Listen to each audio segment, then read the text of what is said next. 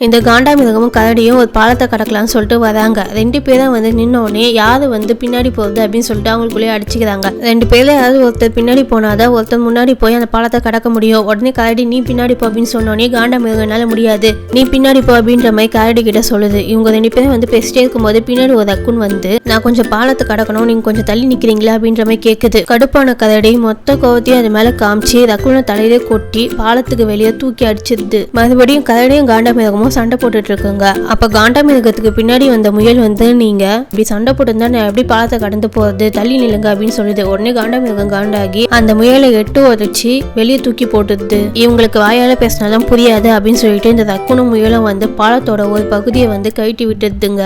இதனால கரடியும் காண்டாமிருகமும் அந்த பாலத்துக்குள்ள விழுந்துருதுங்க.